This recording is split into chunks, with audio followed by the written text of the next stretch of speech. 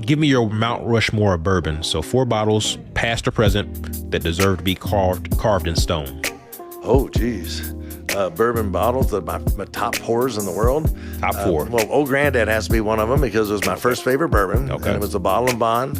I drank it in Parma, Ohio. I know exactly where it was. And we had it. That was probably in the early 90s. And so that's one of them. Okay. Knob Creek has to be another one because that was my first ambassador role and get to work side by side with the iconic Fred Noe and that experience and Tommy Kroom over there, distillery manager, and all the great people over at Jim Beam and Jerry Dalton, who taught me about the standards of identity. So and then I have to say Henry McKenna when I came over here because to Heaven Hill and work with the iconic Parker Beam.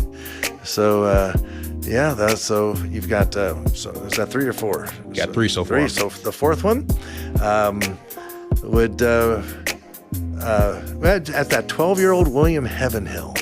Okay. It was a purple label, and William Heaven Hill is a special brand for me because it's the name of the farm that Heaven Hill is on. With 200 acres there in Bardstown. And he was a real person. And, it's called Heaven Hill, but they when they made the distillery license, they kind of put a space on the typewriter and it was a mistake. Yeah. And they said, we need to change that. And they said, well, it's going to be a $25 refiling fee.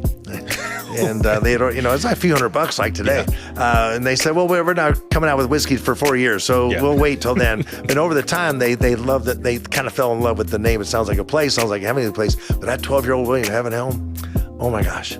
It's from the Bernheim. It was aged at downtown at the brick houses of Bernheim. The cool thing about William Heaven Hill, it's only available at the Heaven Hill Bourbon Experience. They're a few $100 each, but and I got to buy them too. So.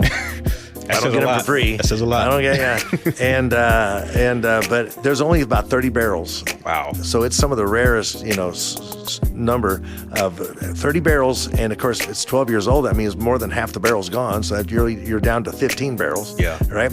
So, but it's in terms of the bourbon itself. But I was with some special people that night too. Yeah. when we got that bottle. And actually, friends of mine. Bought that bottle for me, so that was very special for that. So those are my 4 Mount Rushmores. All right.